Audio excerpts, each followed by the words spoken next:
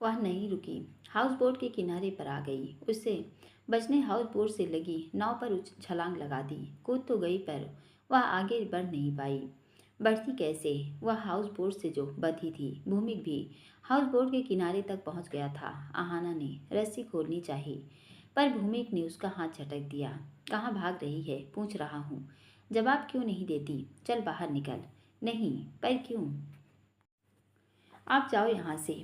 उसने एक बार और कोशिश की रस्सी खोलने की। वह थोड़ी ढीली भी हुई पर फिर इस बार भी भूमिक ने उसके हाथ को ऊपर की तरफ खींचना चाहा पर उसने झटक दिया। आहाना को लगा कि वह वापस चला जाएगा पर वापस जाने के बजाय अब वह खुद भी बोट में कूद गया। उसके कूदने से नाव डगमगा गई। वह हिचकोले लेने लगी। आहाना का बैलेंस भी बिगड़ने लगा। वह डगमगाने लगी। उसने दोनों हाथ फैलाए, पैर भी जमाए पर लगा कि वह नीचे पानी में गिर जाएगी। भूमिक बस उसे देखे जा रहा था। ये क्या किया? संभालिए नाव को, ये पलट जाएगी। पलटने दो। मुझे तैरना नहीं आता। तुम्हारी गलती की यही सजा है। जब वह नहीं माना तो नीचे बैठ गई। चप्पू उठा लिया और नाव का संतुलन बनाने की कोशिश करने लगी, जिसे भूमिक ने उसके हाथ से छीनकर पानी में फेंक दिया। ये क्या किया? उसने हैरानी से उसे देखा। नाव बंधी हुई है तो चलेगी कैसे? वह दोनों पैर और हाथ फैलाकर नाव का बैलेंस बनाता है और अब वह स्थिर हो गई। अब बता कि क्या कर रही थी? डायरेक्टर के साथ तू शादी करेगी? उसने दांत पीसते हुए पूछा। आंखें गुस्से और नशे की वजह से लाल हो रही थी। नहीं। तो उसके साथ फ्लर्ट कर रही थी? नहीं। तो उसका हाथ क्यों पकड़ा हुआ था तूने? उसने घूरती नजरें उस पर जमाई तो आवाज गले में रूंध गई। आप मेरे पीछे क्यों पड़े रहते हैं? वह गुस्साई। क्योंकि तुम्हारी इन्हीं हरकतों को देख कर ही मैं तुमसे नफरत करता हूँ। आप डायरेक्टर को फंसा रही है। ये सच नहीं है। शर्म नहीं आती ये सब करते, ये जानते हुए कि वो ऑलरेडी मैरिड है। शर्म तो उन्हें आनी चाहिए कि शादीशुदा होकर एक्स्ट्रा मैरिटल अफेयर चलाने की धुन चढ़ी है। मेरे साथ रिलेशनशिप में रहना चाहते हैं। उसने मुँह विचकाया।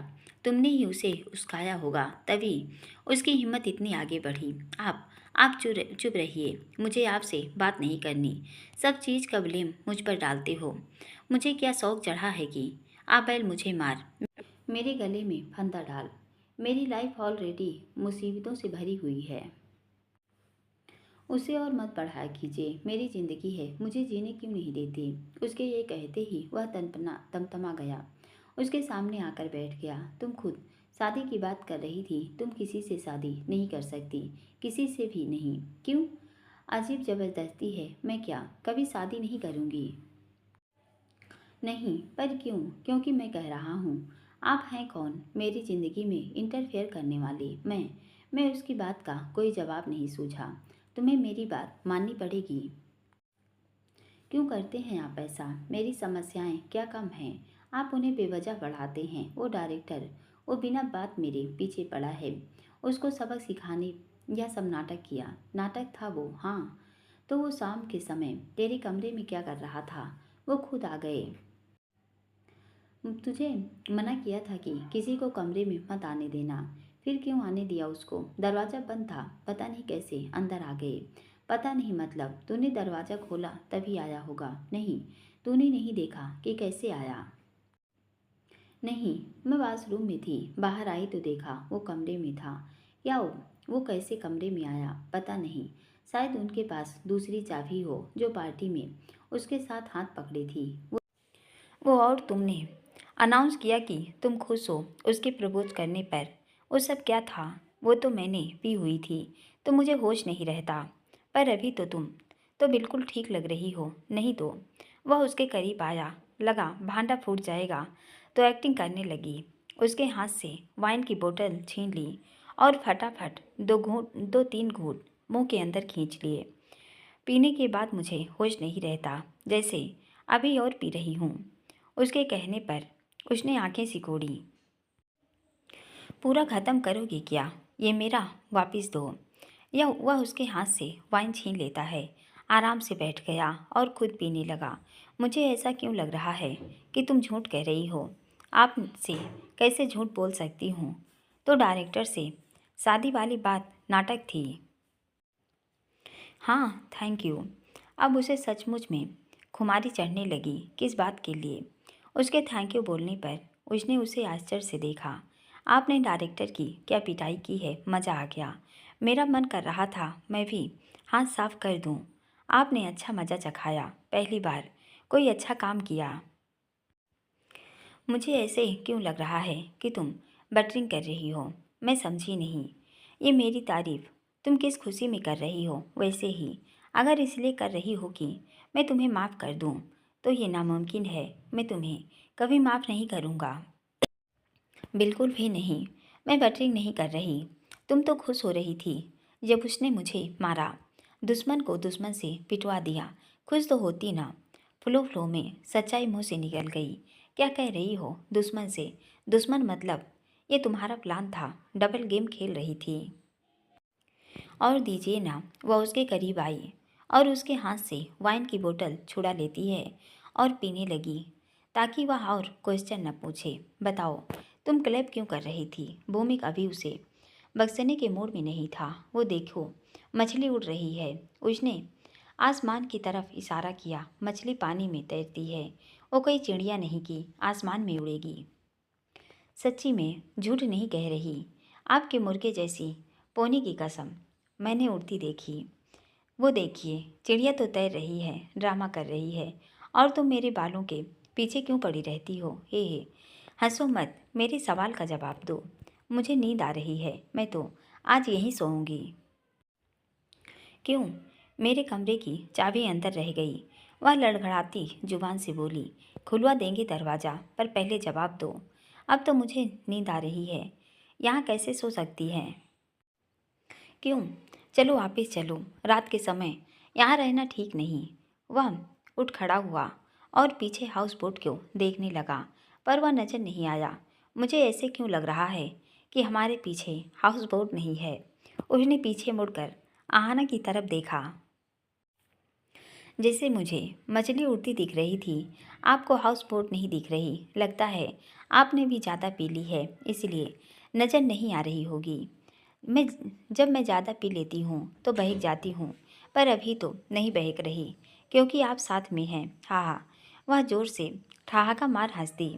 उसके इस प्रकार हंसने से वो भी हंस दिया और नीचे बैठ गया। आप हंसे, पहली बार हंसे। आपको हंसना आता है। उसके ये कहते ही उसने होंठ तुरंत बंद कर लिए। अब हमें उतरना चाहिए। मुझे नींद आ रही है, कहकर वह लुढ़क गई तो भूमिक भी दूसरी तरफ कमर टिका लेता है। बची हुई वाइन खत्म की और बॉटल नीचे लुढ़का दी।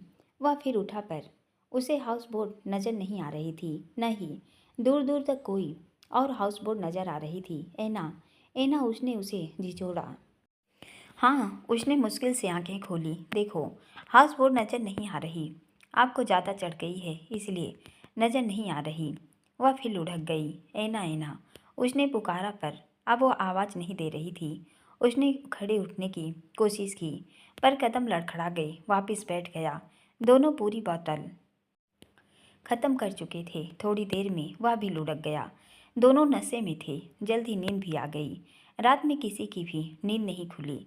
सुबह आहाना की नींद खुली। आंखें खोलनी चाहिए, नहीं खुली। सूर्य की सीधी किरणें चेहरे पर पड़ रही थी।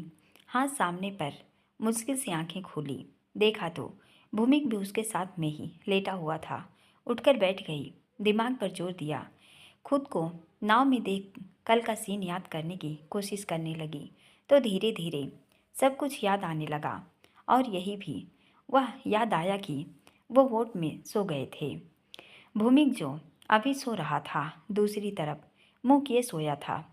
पर वह उठ खड़ी हुई, दोनों हाथ फैलाए, लंबी सी जम्हाई ली, आंखें खोली। दूसरी तरफ दूरी तक नीला समंदर नजर आया। नीला समंदर, सिर्फ नीला समंदर। उसने चारों तरफ नज़र घुमाई। नारियल के पेड़ तो दिख ही रहे थे। स्थिति की भयानकता का अंदाजा लगा तो जोर की चीख निकल गई। उसकी चीख पर भूमिक भी उठ गया। क्या हो गया? क्यों चिल्ला रही हो? आहाना स्तंभ थी, कुछ नहीं बोल पा रही थी। हम बोट में क्या कर रहे हैं? उसने नज़र उठाकर देखा। आहाना की नज़रों में हैरानी थी। वह भी उठ खड़ा हुआ, उसके चारों तरफ नज़र घुमाई, उसकी भी चीख निकल गई। दोनों ही चिल्लाने लगे, हाउस बोट कहाँ गई और हम समंदर के बीच क्या कर रहे हैं? भूमिक ने खुद को वीरान समंदर के बीच पाकर पूछा, पता नहीं, ये तो हाउस बोट से बंधी हुई थी ना, यहाँ कैसे आ गई? लगता है रस्सी खुल गई थी और बोट खुल गई। मैंने कहा था कि हाउस बोट नहीं दिख रही, तुमने मेरा यकीन नहीं किया। मैं तो नशे में थी, अब क्या करें? लगता है रात में सी में हाईलाइट आया होगा, जिस वजह से झील में लहरें उठी होंगी और हम झील से निकलकर बीच समंदर में पहुंच गए। अब क्या करें? पता नहीं, ना डायरेक्शन का पता है कि हमें कहाँ जाना है। लाओ और दो, ताकि कहीं तो कुछ टापू वगैरह दिखें, कहकर वह बैठ गया। कहाँ से दूँ? उसने बेबसी जताई। क्यों, याद नहीं कि सामने फेंक दिए थे? ओह गॉड, अब क्या करेंगे? यही समझ नहीं आ रहा। सब तुम्हारी वजह से हुआ है। मेरी वजह से? हाँ, तुम्हारी वजह से। आप हर चीज़ का ब्लेम मुझ पर क्यों डालते हैं? तुम क्यों कूदी वोट में? तुम्हारे पीछे मैं भी आ गया। किसने कहा था मेरे पीछे आओ? तुम मुझे मजबूर करती हो। तो कौन कहता है मेरे मामलों में टांग अड़ाओ? तुम डायरेक्टर के पास फ्लर्ट कर रही थी, आपको क्यों तकलीफ है? तुम ऐसा कुछ नहीं करोगी, और करोगी तो ऐसे ही करूँगा। और अब चुप हो जाओ, वरना समंदर में धक्का दे दूँगा। क्यों धक्का देंगे भला? मुंह बंद करो अपना। अब हम क्या करेंगे? वह सर पकड़कर बैठ गई, रोने लगी। अब तुम रो क्यों रही हो? मेरा दिल खराब हो रहा है। हम वापस कैसे जाएंगे? आ जाएगी कोई ना कोई हेल्प हमारे रेस्क्यू के लिए। वो हमें कैसे ढूंढ पाएंगे? चुप हो जाओ, सोचने दो। वह भी नीचे बैठ गया। कुछ समझ नहीं आ रहा था कि मैं कितनी दूर हूँ। न जाने लहरें उन्हें कहाँ ले आई हैं। दूर दूर तक स्थल नहीं दिख रहा। जब तक कोई मदद नहीं आ जाती, तब तक बिना पानी बिना खाने कैसे यहाँ कटेगा? वह उठ खड़ा हुआ कि कहीं कोई टापू नजर आ जाए, पर दूर दूर तक सिर्फ नीला समंदर था। जब कुछ न सूझा तो हाथ से नाव आगे बढ़ाने का सोचता है। उसने दोनों हाथ पानी में डाले और पानी पीछे हटाने लगा तो नाव आगे बढ़ने लगी। ऐसा कब तक करेंगे? उसने पूछा। जब तक कोई मदद नहीं मिल जाती या कोई टापू नहीं दिख जाता। वह काफ़ी देर ऐसा करता रहा तो नाव थोड़ी आगे बढ़ने लगी। पर कब तक यह करता? हाथ थक गए थे। नाव थोड़ी सी आगे बढ़ी। ऐसे तो ये 1 साल में भी नहीं पहुंचेगी, वह खींचती बोली। लो, तुम करो ये। मैं कैसे करूँगी? जैसे मुंह चलता है वैसे हाथ भी चलाओ। उसने डांटा तो मुंह बंद कर लिया। इस बियामान समंदर में अकेला होने की कल्पना भी रोंगटे खड़े कर दे। यह उसके लिए और अधिक भयानक है अगर भूमिक साथ हो। यह एक बुरा सपना जान पड़ रहा था जो उसके साथ घटित हो रहा था। मुंह लटकाए बैठ गई। भूमि कभी शांत है तो शांत ही रहने दिया जाए तो अच्छा है। न जाने कब उसके अंदर का असली भूमिक जाग जाए। ये सिर्फ बोलता ही नहीं, करता भी है। भूमिक फिर से हाथ से पानी हटाने लगा तो नाव थोड़ी थोड़ी आगे बढ़ने लगी। जब थक जाता तो फिर थोड़ी देर सुस्ताने लगा। दूर दूर तक न कोई टापू मिला और न अब तक ही कोई मदद आई। ऐसा कैसे संभव है कि किसी को सुबह से पता ही नहीं चला कि दोनों मिसिंग है? मिसिंग है तो उन्होंने खोज खबर क्यों नहीं की होगी? अब तक मदद आनी चाहिए थी। नाव इतनी भी दूर तो नहीं आ गई होगी कि उन्हें ढूंढना न जा सके। धीरे धीरे सूरज भी चढ़ने लगा कि आहाना को अब प्यास महसूस होने लगी। साथ ही पेट में भूख के मारे चूहे भी कूदने लगे थे। जिस तरह से नाव बढ़ रही थी, लग रहा कि वे अभी कहीं किसी किनारे पर पहुंचने वाले हैं। बैठकर सूप करने लगी। भूमिक ने देखा तो मुंह चढ़ाकर आंखें सिकोड़ ली। क्या हुआ? तुम रो क्यों रही हो? कोई अभी तक हमें ढूंढने भी नहीं आया। उसने रुहासा मुंह बनाया। आ जाएगी मदद, पेशेंस रखो, उसने सांत्वना दी। वह उसे आश्चर्य से देखने लगी। वह कभी भी सॉफ्ट स्पोकन नहीं रहा। माँ के अलावा वह किसी से प्यार से बात नहीं करता। नाराज कर रहा था, आश्चर्य में थी, पर उसे थोड़ा हौसला मिल रहा था। कोई किनारा भी तो नहीं दिख रहा। कोशिश कर रहा हूँ किनारे पहुँचाने की। मुझे प्यास भी लगने लगी है। कुछ देर इंतजार करो, फिर सोचते हैं कुछ। आप तो कह रहे थे कोई हमें लेने कोई आ जाएगा, अब तक कोई भी नहीं आया। आना तो चाहिए था। डायरेक्टर क्या सो रहा होगा कि उसे पता नहीं चला कि हम वहाँ नहीं हैं? उसने किसी को इन्फॉर्म क्यों नहीं किया? पुलिस को इन्फॉर्म करता तो अब तक फोर्स गार्ड्स पहुँच चुके होते हमारे रेस्क्यू के लिए। सो नहीं रहा होगा, हॉस्पिटल में होगा।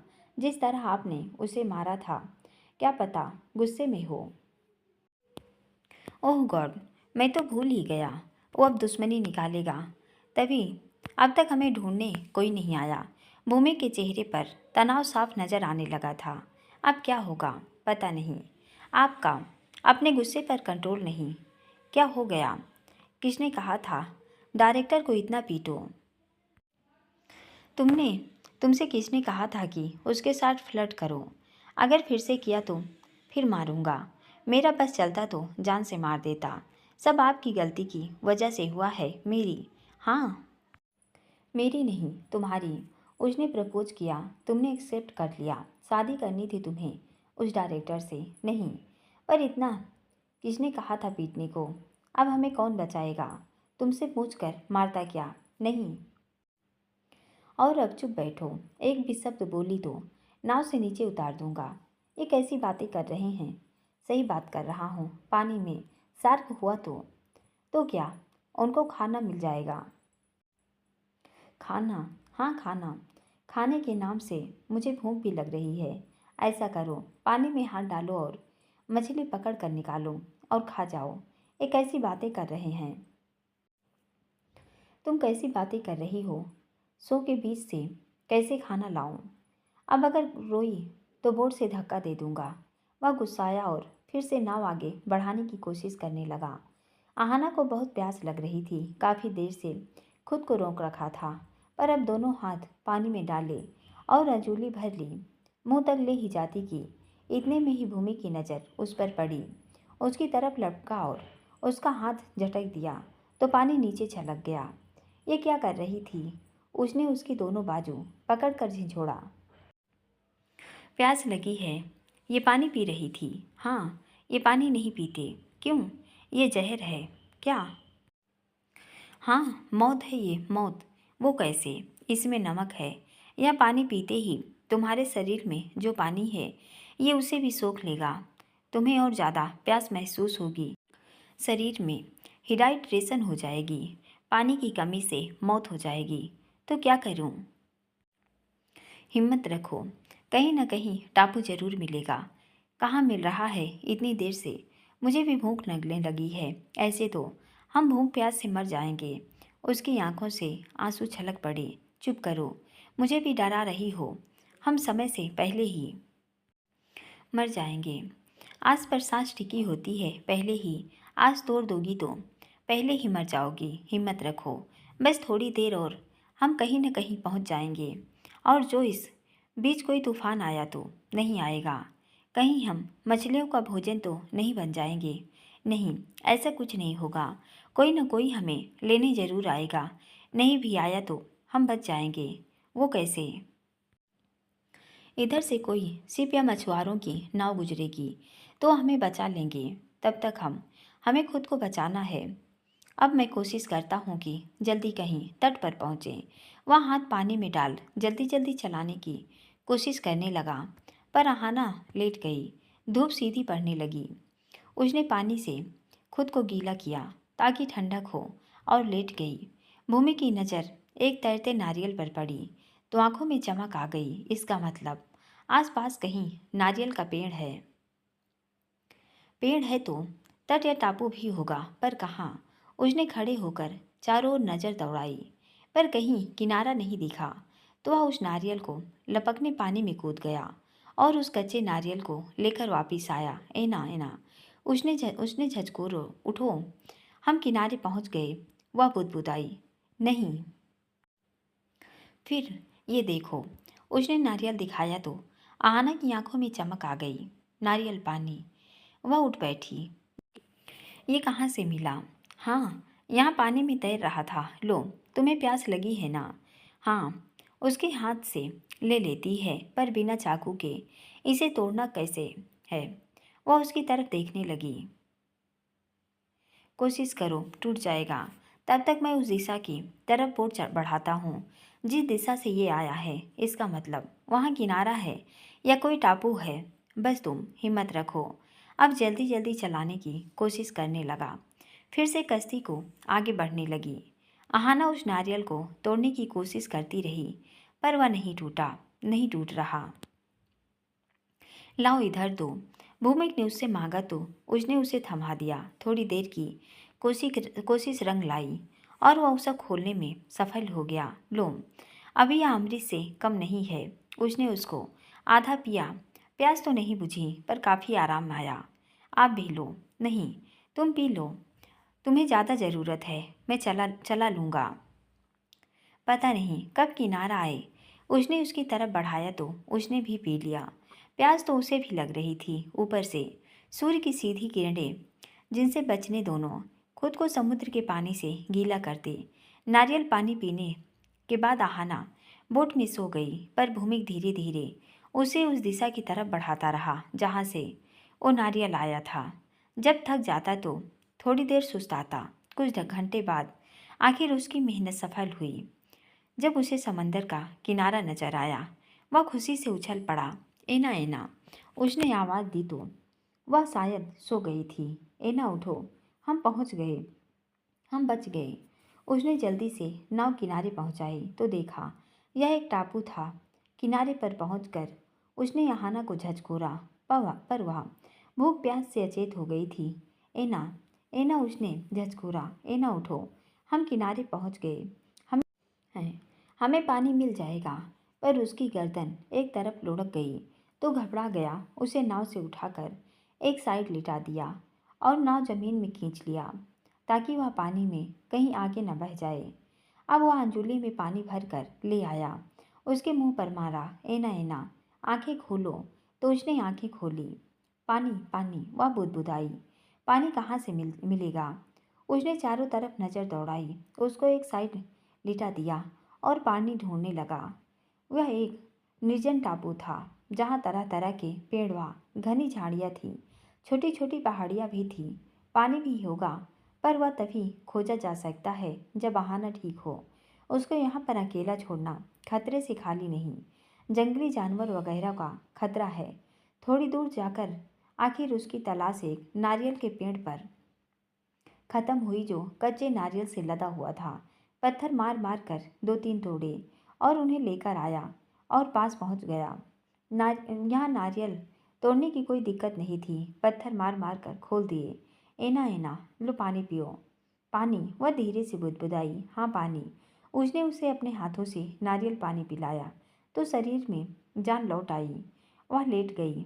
अब वह खुद भी एक नारियल तोड़कर उसका पानी पीता है। सुबह से भूख प्यास से शरीर की सारी शक्ति जैसे सोख ली गई थी जो यह पानी पीने से लौट आई। वह भी थोड़ी देर सुस्ताने छाया में ही लेट गया। कोई हमें लेने अब तक क्यों नहीं आया? थोड़ी देर बाद अहाना उठ बैठी। पता नहीं, लगता है डायरेक्टर बदला ले रहा है, वरना हम तक अब हिल पहुंच जानी चाहिए थी। वह भी उठ बैठा। अब क्या होगा? धैर्य रखो, कोई न कोई ढूंढने आएगा। हम कोई मामूली इंसान नहीं। भूमिका और वंशी के गायब होने पर खलबली मच जाएगी। मॉम चुप नहीं बैठेंगी। हाँ, जल्दी से मैडम को पता चल जाए तो हमें ढूंढ लेंगे। हाँ, पर डायरेक्टर बताए तब ना। वैसे खुराना साहब को पता चल जाए तो वो भी हमें ढूंढते हुए हमारी मदद के लिए यहीं पहुंच जाएंगे। उसके ये कहते ही उसके चेहरे का रंग बदल गया, जिसे यहाना ने साफ महसूस किया। शायद उसे उसका नाम नहीं लेना चाहिए था। अगले ही पल उसका हाथ उसके चेहरे पर चला गया, एक हाथ से उसके गाल दबा दिया। आंखों में गुस्सा उतर आया। ये क्या कर रहे हैं? जो अब तक शांत था, खुराना नाम लेते ही भड़क गया। दोबारा उसका नाम तुम्हारे होठों पर नहीं आना चाहिए। वह हैरान हो उसे देख रही थी। छोड़िए, उसने उसका हाथ छुड़ाना चाहा।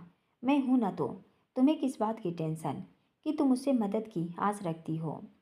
मैं किनारे ले आया, यहाँ हिफाजत भी करूँगा और तुम्हें वापस भी ले जाऊँगा। मेरा यकीन नहीं? छोड़िए, मुझे दुख रहा है। उसने उसका चेहरा झटक दिया, उठ खड़ा हुआ, समंदर की तरफ चलने लगा। इसको पता नहीं क्या हो जाता है, उसे समझ नहीं आता। वह धीरे धीरे चलता पानी के पास गया, टी शर्ट उतार कर बोट पर रख दी और पानी में कूद गया। वह हैरान हो उस तरफ भागी कि इसे क्या हुआ।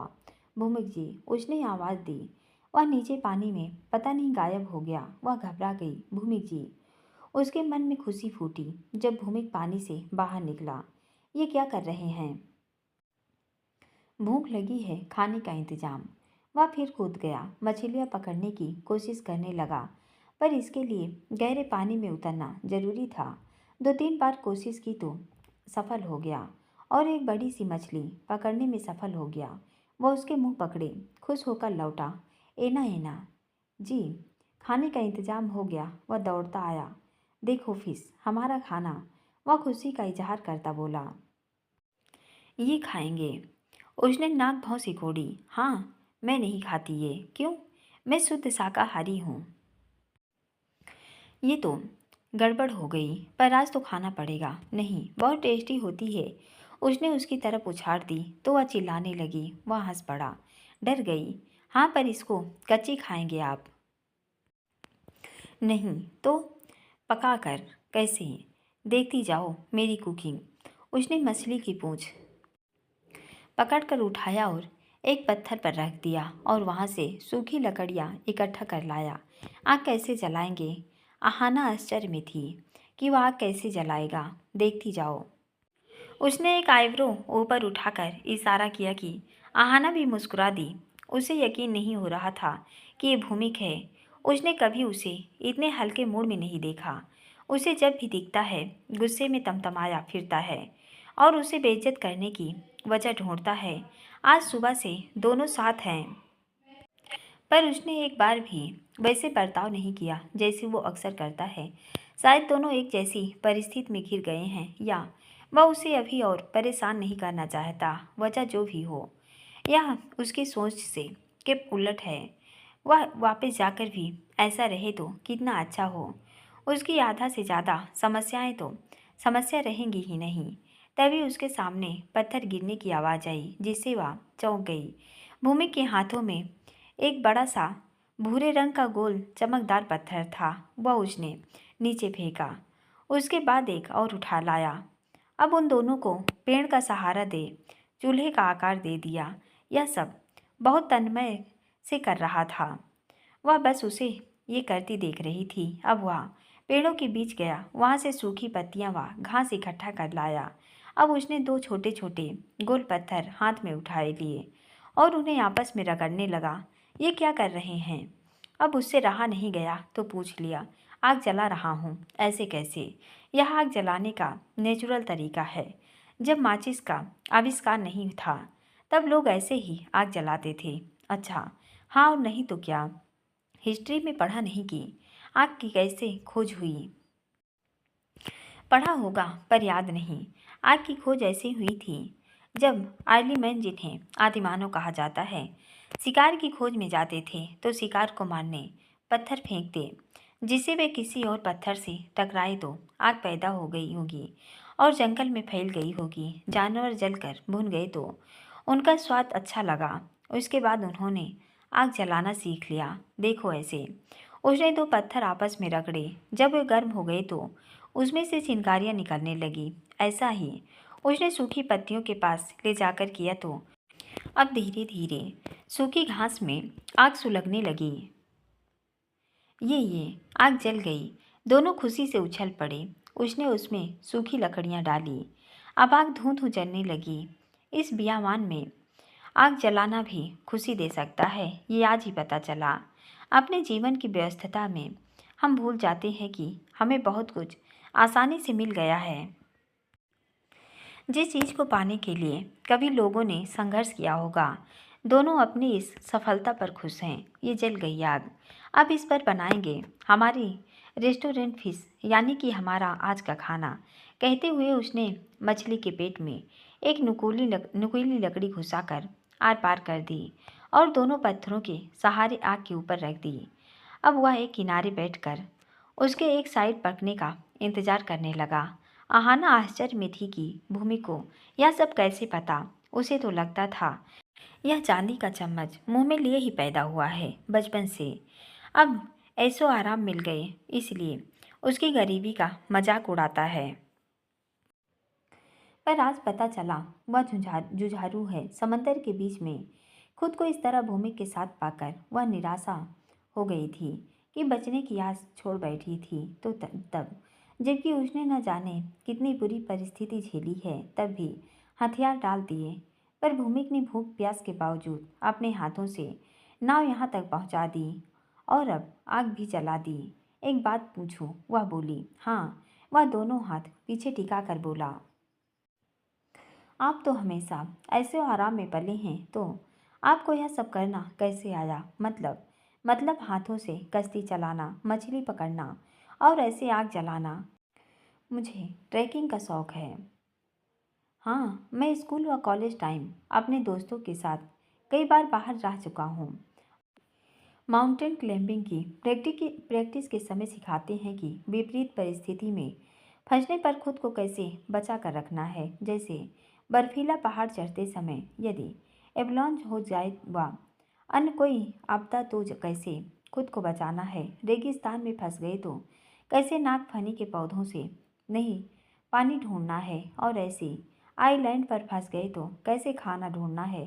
इसके अलावा एक बार कॉलेज टाइम पर हम एक हफ्ते के लिए जंगल कैंप पर गए थे। वहाँ बिना किसी भी सुविधा के एक हफ्ते तक हमें जंगल में सरवाइव करना था।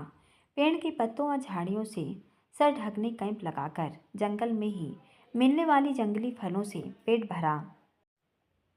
अच्छा, हाँ, पर तब हमारे पास कुछ ज़रूरी सामान होता था जैसे चाकू वगैरह, थोड़ा बहुत खाने का सामान जो अब भी नहीं है।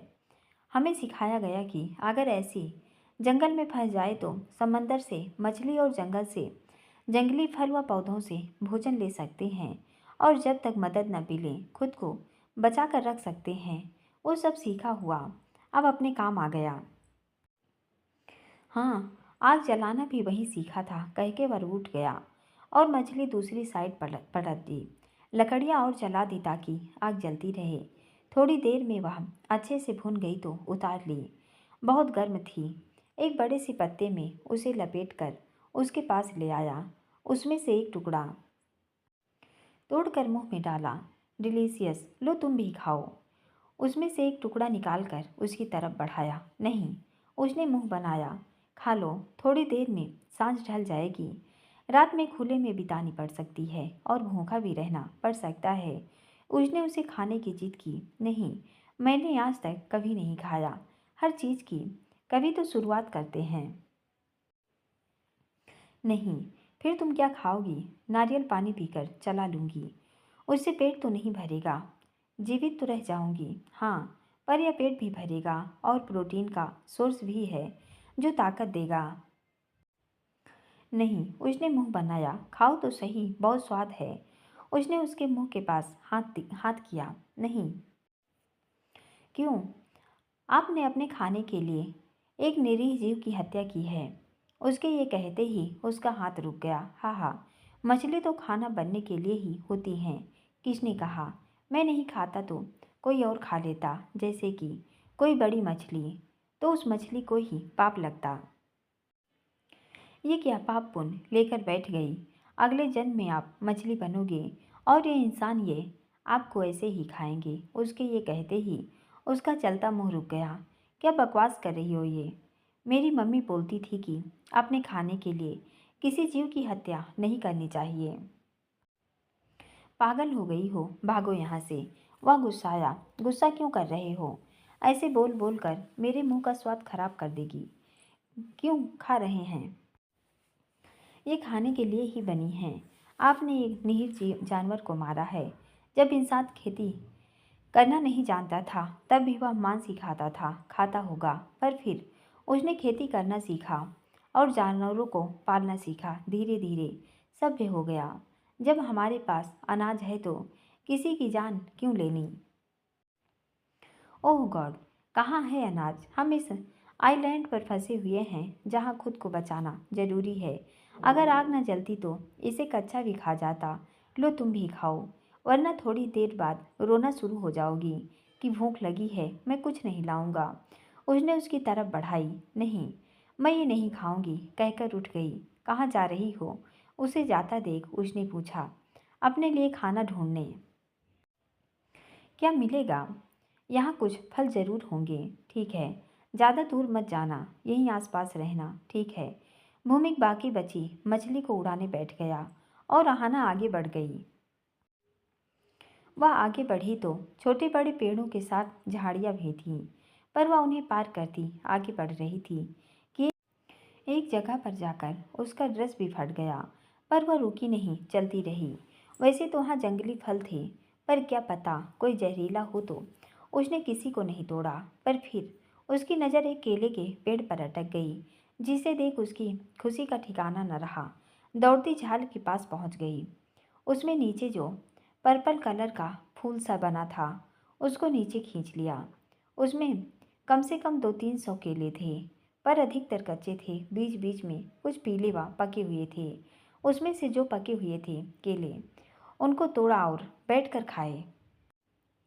अपना पेट भर लिया। भूमि का ध्यान आया, उसके लिए भी 3-4 तोड़े और वापस मुड़ गई ताकि वो भूमि के काम आ सके। आते हुए उसकी नज़र वहाँ झाड़ियों के बीच फूलों से लदी फूलों की डाली पर पड़ी। बहुत खूबसूरत व चटकदार लाल रंग के फूल खिले थे। उसने टहनी नीचे खींची और फूलों को तोड़कर एक गुच्छा बनाकर उसकी खुशबू ली। पर अब उसे अपने हाथों पर जोर का डंक महसूस हुआ, तो फूल हाथों से गिरकर नीचे बिखर गए। देखा तो मधुमक्खी जैसा कुछ था। वह कुछ और सोचती कि उसे अपने सिर के ऊपर हेलीकॉप्टर के पंखे घूमने का शोर सुनाई दिया। नज़र उठाया, देखा तो होश पागता हो गए। मधुमक्खी जैसे दिखने वाले जीव थे, पर उससे थोड़ा बड़े आकार के काले रंग के भौरे थे। उनका छत्ता फूलों के पीछे बना था, जो फूल की डाली खींचने के कारण टूट गया, और अब बेहद क्रोधित थे। देखकर उसके हाथ पैर फूल गए। वह पीछे मुड़ी, बेतहाशा दौड़ने लगी, पर वे मधुमक्खियाँ उसके पीछे शोर करती आने लगी। उसने पूरी रेस लगा दी। भूमिक बैठा था, उसे इस तरह भागता देख उठ खड़ा हुआ। भूमिक जी, वह चिल्लाई। भूमिक ने देखा, वह पूरी रेस न बनी हुई थी। क्या हुआ? वो देखो। भूमिक ने शोर सुना तो मधुमक्खियों का झुंड देखा। हाथ पैर फूल गए। वो गुस्साई मधुमक्खियाँ अगर उन पर हमलावर हुई तो उनके डंक से दोनों तड़प तड़प कर मर जाएंगे। तुम खाना ढूंढने गई थी कि मुसीबत ढूंढने? आप क्या करें? भागो और क्या। उसने उसका हाथ पकड़ा और दौड़ लगा दी, पर मधुमक्खियों ने पीछा न छोड़ा। कुछ ने तो उन पर डंक भी मार दिए। आखिर एक जगह पर जाकर वह रुक गया। मेरा हाथ मजबूती से पकड़ कर रखना और दूसरे हाथ से नाक मुंह बंद कर लो, कहता वह समंदर में कूद गया। मधुमक्खियाँ भी उनके ऊपर मंडराने लगी, पर वह पानी से बाहर न निकला। आहाना का दम घुटने लगा। उसने उसे कमर से पकड़कर खुद में से खींच लिया ताकि वह बाहर न निकले, पर मधुमक्खियाँ भी पूरी ढीठ थी। वे वहाँ पर मंडराती रही। आखिर भूमि को पानी के नीचे नीचे से आगे बढ़ना पड़ा। थोड़ी दूर जाकर वह पानी से बाहर निकला तो देखा अब वो जा चुकी थी। तो उसने आहाना का हाथ भी खींच लिया और दोनों जोर जोर से सांस लेने लगे। चले गए क्या? हाँ। वह उसका हाथ पकड़े वापस किनारे पर आ गया। पानी मुंह में चला गया।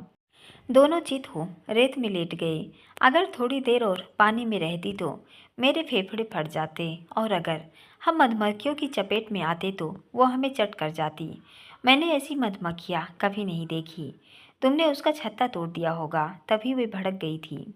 शायद वह आंखें बंद कर लेती है। मधुमक्खियों से तो बच गए, पर शाम घेरने को आई। अब तक कोई उन्हें लेने ही नहीं आया।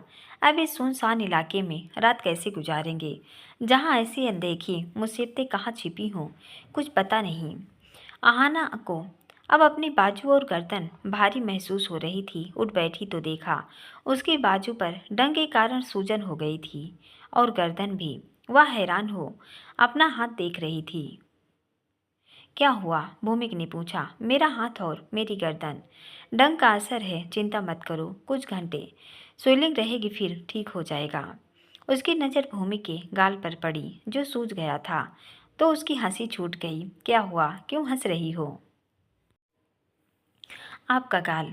उसके कहने पर हाथ लगाया। हनुमान जी बन गए हैं, हा हा। आहाना ने के हंसने लगी, पर उसे भी दर्द महसूस हो रहा था। न जाने कहाँ कहाँ डंक लगे हैं, पर शुक्र था उसने पीछा छूटा। तुम्हारी गर्दन भी मोटी हो गई, हा हा। दोनों ही ठहाका मार कर हंसने लगे। वापिस रेत में चित ढेर हो गए। इसके अलावा वो कर भी क्या सकते हैं जब तक कोई उन्हें लेने नहीं आ जाता। पर उन्हें समझ नहीं आ रहा था कि कोई उन्हें लेने क्यों नहीं आ रहा। पूरा पाठ सुनने के लिए दोस्तों बहुत बहुत धन्यवाद। अगर आप हमारे चैनल पर नए हैं तो प्लीज़ चैनल सब्सक्राइब कर लीजिए और एक लाइक ज़रूर कीजिए। कहानी पसंद आ रही हो तो कमेंट करिए, लेकिन कमेंट में किसी भी पात्र का नाम मत लीजिए, नहीं तो आगे समस्या हो जाएगी। धन्यवाद।